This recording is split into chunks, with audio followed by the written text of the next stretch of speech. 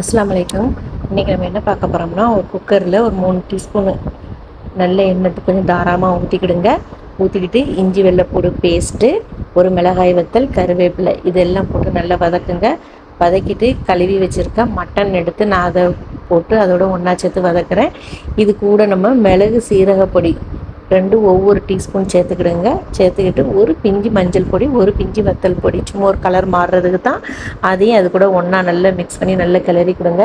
கிளறி கொடுத்துட்டு தேவையான அளவு தண்ணி, மட்டன் முங்குற அளவு தண்ணி வச்சா போதும். உப்பும் தேவையான அளவு போட்டுக்கிட்டு விசில் ஒரு 4 விசில் வச்சு இறக்கிடுங்க. அதுக்கப்புறவு இந்த சைடு என்னடானா, நான் பிரியாணி அரிசி பாஸ்மதி ரைஸ் தான் இந்தியா கேட்டு ஒரு உலக்கு எடுத்து அதை 1 மணி நேரமாக ஊற வைக்கணும். நான் அதுக்கு தான் அரிசி எடுத்து ஊற வச்சுட்டேன். அதுக்கப்புறவு நம்ம ஒரு குக்கரில் நம்ம நெய் 3 டீஸ்பூனு, எண்ணெய் 2 டீஸ்பூனு சேர்த்து அது கூட பட்டை, கிராம்பு, ஏலக்காய், பிரியாணிக்குள்ள மசாலா எல்லாம் போட்டு வதக்குறோம். பிரிஞ்சி இலை, ரம்ப இலை போட்டு வதக்கிட்டு 1.5 பல்லாரி கட் பண்ணி நீல வாக்கில் கட் பண்ணி வச்சுருக்கேன். அதையும் அது கூட போட்டு வதக்குறேன். அது கூட வதக்கும் போது இஞ்சி வெள்ளைப்பூடு பேஸ்ட்டு 1 டீஸ்பூன் நல்ல நிறைய எடுத்து போடுறேன். போட்டுட்டு அது கூட நம்ம வத்தல் பொடி, மஞ்சள் பொடி, மல்லிப்பொடி 3 1/4 டீஸ்பூன் எடுத்து அது கூட ஒன்றா போடுறேன். பிரியாணி மசாலா மட்டும் 1.5 டீஸ்பூன் போடுவேன். போட்டுட்டு நல்லா வதக்குறோம். வதக்கி வர்ற சமயத்தில் நமக்கு தக்காளியும் மல்லி இலை, புதினா கீரை கொஞ்சமாக அதில் ஒன்றா எடுத்துகிட்டு மிக்ஸ் பண்ணுங்கள். அது கூட நம்ம சிக்கன் ஏற்கனவே நான் மசாலா போட்டு விரவி தான் வச்சுருக்கேன். அதையும் அதில் ஒன்றா போட்டு விரவுறேன். அது கூட தயிர் ஒரு குழிக்கரண்டிக்கு, ஒரு சின்ன குழிக்கரண்டிக்கு 2 கரண்டி ஊற்றியிருக்கேன். அதையும் அது கூட ஒன்றா ஊற்றி நல்லா மிக்ஸ் பண்ணுறேன். பாதி எலுமிச்சம்பழமும் பிழிஞ்சு ஊற்றிக்கிடுவேன். உப்பு தேவையான அளவு போட்டுக்கிடுங்க. ஏன்னா உப்பு ஏற்கனவே ஃப்ரைக்குள்ள மசாலாவில் விரவுனதில் உப்பு இருக்கும், அதனால் பார்த்து போட்டுக்கிடுங்க. சிக்கன் எல்லாம் ஒரு 10 நிமிஷம் நல்லா இந்த மசாலாலே வேகட்டும். தண்ணி ஊற்ற வேண்டாம். வெந்ததுக்கு அப்புறம் இந்த போனிக்கு நான் ஒரு போனி தான் நான் ரைஸ் எடுத்திருக்கேன். அப்போ அதே மாதிரி பாஸ்மதி ரைஸுங்கிறனால ஒரு போனி தண்ணி மட்டும் வச்சா போதும்.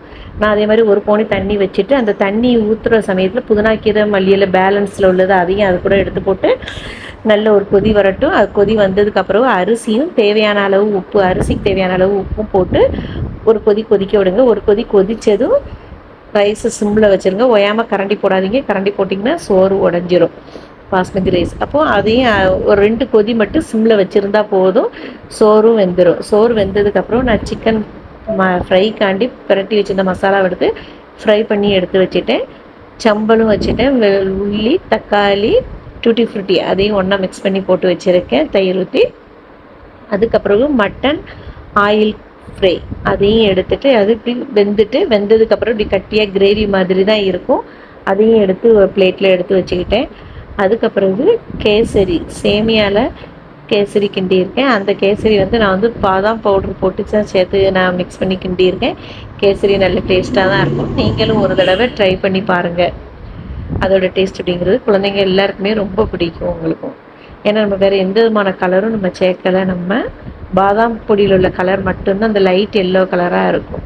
நீங்களும் ஒரு தடவை பண்ணி பாருங்கள். இன்றைக்கி எங்கள் வீட்டில் இது ஒரு பிறந்தநாள் சாப்பாடாகும். இன்றைக்கி எங்கள் வீட்டில் chicken biryani, mutton oil fry, kesari. அலைக்கும் சலாம்.